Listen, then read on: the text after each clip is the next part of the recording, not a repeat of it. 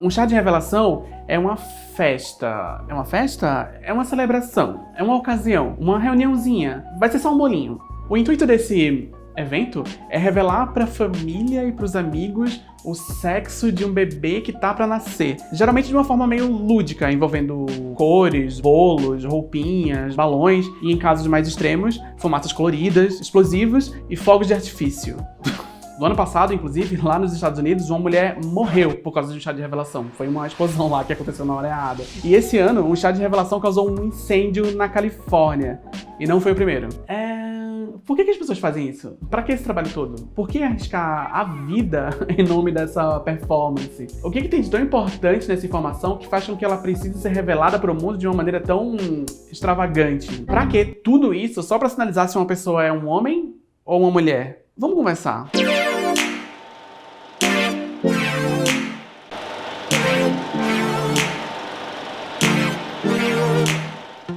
Se você pegar uma máquina do tempo e viajar até a corte do Luís XIV, é possível que você se depare com homens se vestindo de maneira extremamente máscula e viril, usando peruca e salto alto. Nada contra. Eu tenho até amigos que são. Um chá de revelação nessa época seria um pouquinho diferente. Mas não é só isso. Saias, túnicas, maquiagem foram marcadores de masculinidade em diferentes momentos da história da humanidade, desde o Egito Antigo até relativamente pouco tempo atrás. Inclusive, as cores azul e rosa não eram associadas a menino ou menina até um dia desses. De acordo com a pesquisadora Jo Pauleri, autora desse livro aqui, antes do século XX, o que ditava a moda para criança de uma forma geral era a praticidade. Então toda criança, independente do sexo, usava vestido branco, porque era mais fácil de lavar, basicamente, e de trocar a fralda. Foi depois da Segunda Guerra Mundial que marcadores de gênero começaram a entrar na moda infantil. Lacinhos, flores e bonecas, bolas, bonés e carrinhos, as cores azul e rosa. As pessoas começaram a realmente se preocupar em deixar bem claro o gênero dos seus filhos. Imagina que horror não saber se uma criança é menino ou menina. Imagina as coisas terríveis que podem acontecer por causa disso. E bom, já que a gente chegou nesse assunto, a Jo Pauleri fala numa entrevista para a BBC que a ideia de que há algo natural e permanente sobre o uso de rosa para as meninas e azul para garotos é historicamente errada. Assim, também é errada a ideia de que se você não tratar as crianças segundo um estereótipo de gênero, elas vão crescer confusas, serão pervertidas, vão se tornar homossexuais, transgênero. Não há nenhuma evidência disso. Então o que a gente aprende de tudo isso é que não existem marcadores universais de gênero, né? Pelo menos não em roupas e papéis sociais. A maneira como homens e mulheres se expressam na sociedade muda o tempo todo, dependendo da época, do lugar, da classe social. E já que a gente chegou nesse assunto, é importante fazer uma distinção aqui. Lembra que eu tava falando de chá de revelação?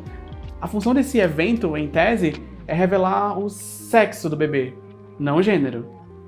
Em tese. Porque olha só, de acordo com a definição usada pela Organização Mundial de Saúde, o gênero se refere às características socialmente construídas de homens e mulheres, enquanto que sexo se refere às diferenças biológicas, às gônadas, os cromossomos. Nada contra, eu tenho até amigos que são cromossomos. Mas um chá de revelação típico envolve cores, roupas, objetos, profissões às vezes. Elementos que estão mais associados com papéis sociais e estereótipos do que com cromossomos. Ninguém faz chá de revelação de cromossomo. Até porque seria muito indecente. E aí que tá, né? A gente nasce com umas coisas aí, né? Gônadas, caracteres sexuais secundários, cromossomos. E a gente usa essas informações para definir outras coisas. Roupas, comportamentos, a forma como a gente interage com o mundo, dinâmicas de poder na sociedade, cores, estereótipos. Mas a relação entre a biologia e os estereótipos é baseada em construções sociais. Não existe nenhuma informação genética que pré-determina quem gosta de azul, quem gosta de rosa, quem pode usar calça e quem pode sair dentro de um bolo usando trajes mínimos. E novamente, isso é o que a Organização Mundial de Saúde diz. Gênero e sexo biológico são coisas diferentes. Mas vamos elaborar isso aí mais um pouquinho. Na década de 50, o psicólogo e sexólogo John Money utilizou o termo gênero no contexto de cirurgias de redesignação para pessoas intersexuais, ou seja, pessoas em que os fatores que determinam o sexo biológico são ambíguos. Resumindo de um jeito meio tosco, são pessoas que possuem características sexuais masculinas e femininas ao mesmo tempo. Hoje em dia, existe até um movimento para desassociar a intersexualidade de doença, de patologia. Mas lá na década de 50, o procedimento padrão era basicamente cirurgia. E cabia ao médico decidir se o paciente era homem ou mulher. Mas como tomar essa decisão baseada em biologia, se a própria biologia é ambígua? A solução descrita pelo John Money foi definir o gênero através de outras características. De acordo com ele, o papel do gênero é avaliado em relação ao seguinte: maneirismos gerais, comportamento e conduta, preferências de jogos e interesses recreativos, tópicos espontâneos de conversas não estimuladas, conteúdo de sonhos, devaneios e fantasias, perguntas e respostas oblíquas e testes projetivos, evidências de práticas eróticas e, finalmente, as próprias respostas da pessoa à consulta direta. Alguns desses elementos aí são meio esquisitos de ler hoje em dia, mas o importante aqui é destacar que ele propõe uma maneira mais subjetiva de encarar o masculino e o feminino. Principalmente quando ele fala de sonhos, devaneios, fantasias. É a compreensão de que o gênero de uma pessoa tá aqui, e não no cromossomo. Ou ao menos é a ideia de que o gênero é uma combinação de vários fatores, biológicos, psicológicos, sociológicos, culturais, etc, etc, etc. Os estudos do John Money se tornaram uma sementinha que, junto com ideias de pensadores importantes como Angela Davis, Judith Butler, Gay Rubin e tantos outros, ajudaram a estabelecer algumas concepções importantes. Por exemplo, 1. Gênero e sexo são coisas diferentes. Já falamos disso aqui em sala de aula. 2. Não existe uma essência masculina ou uma essência feminina. E 3.